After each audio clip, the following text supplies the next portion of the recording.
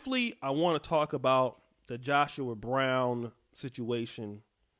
Not to report the news, because people are doing that, and that is what people do on certain channels. I'm not a conspiracy theory guy. It's not my lane, and I will tell you that right now. That's not what I do.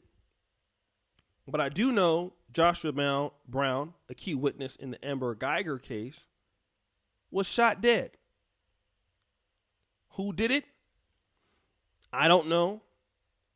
People can speculate, and there are a lot of people speculating on videos about who did it.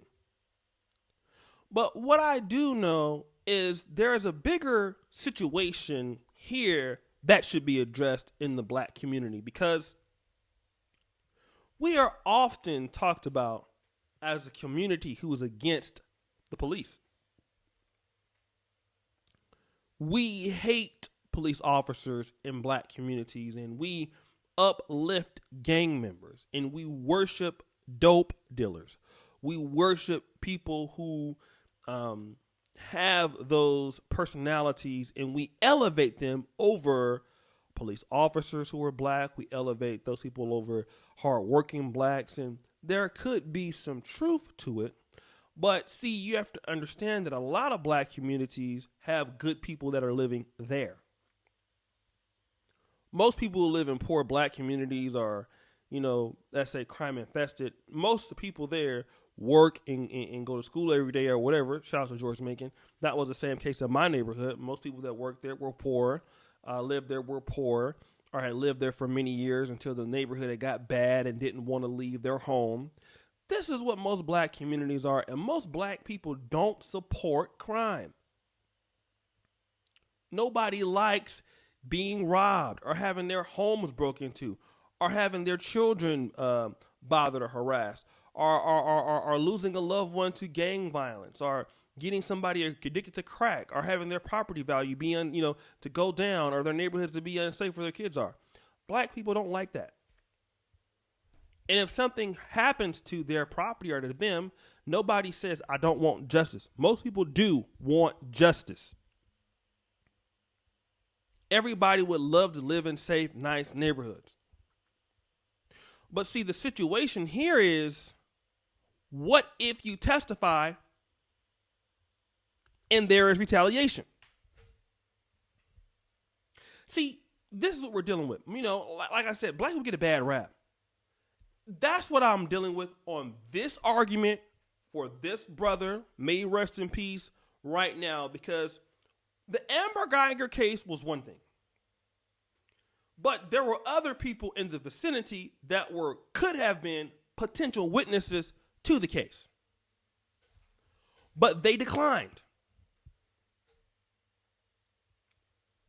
Probably for their own fear of safety, probably for not wanting to get involved in just wanting to move on and live a happy life. But Joshua Brown was up to the task. I believe he cried on the stand. He wanted to get justice for this brother, Botham, that was killed. And he did it on behalf of their family. He did it on the behalf of maybe black people. He wanted to see a corrupt police officer pay for the crime that she did. And because of him, people could speculate he played a big role in her getting a conviction. But 3 days later, he's shot. He's dead. This is the main reason why black people don't like testifying on the behalf of people.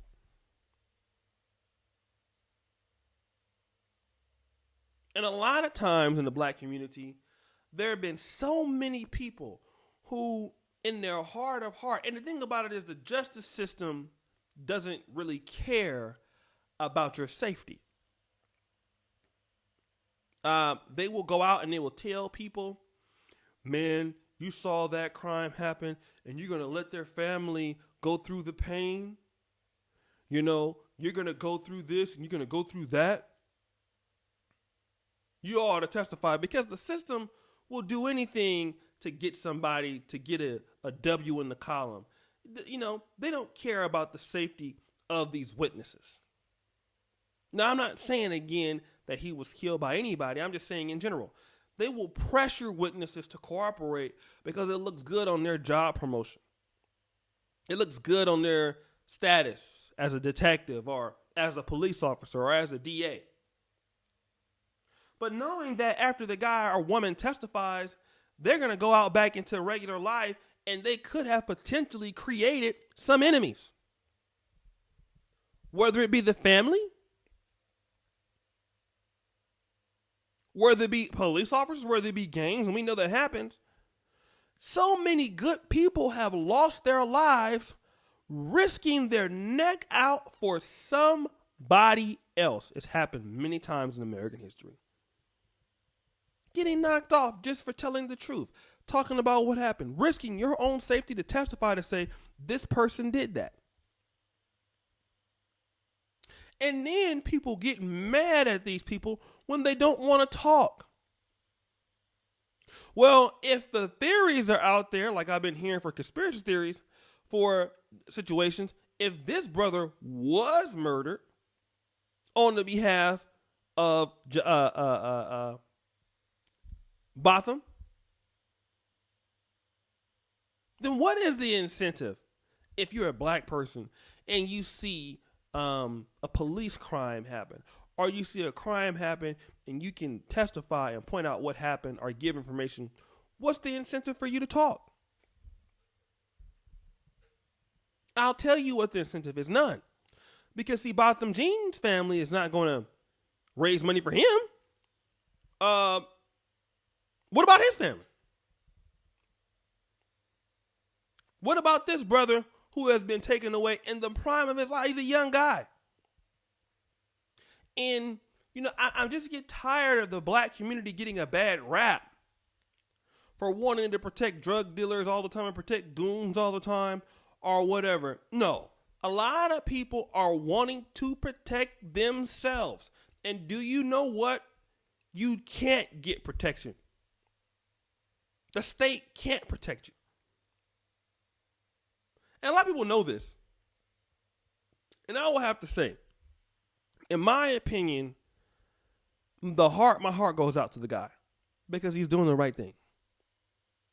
He's doing the right thing for the black community. He's doing the right thing. And now he's gone for whatever reason. Now, it could be coincidental that he had another life, that he was doing something that he had no business. From what I've understood, that's not likely. From what I understood, he was a model citizen. But it's just unfortunate. And it points to the picture as, is this a message? Should you not speak up and talk? And I think further what this happens is for potential police people that are witnesses to certain things, it's going to deter them from wanting to speak up. Because your life is on the line. And we think about it now. In 2019, with all of the technology that we have, oh man, people got cell phones everywhere. There are recordings everywhere. Certainly nobody's stupid enough to shoot people in the broad daylight. Nobody's that dumb. Nobody would do that. So I'm safe. I'm living in a nice neighborhood. I testified. You know, I'm safe. There are video recordings everywhere.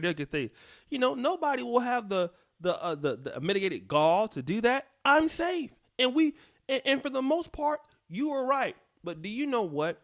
In 2019, we still have people who are dumb enough, who don't care about the law, who are vicious enough to go out there and play God and take somebody's life for it could be little to no reason at all. They don't care about getting caught. Don't care about the impact of what they do.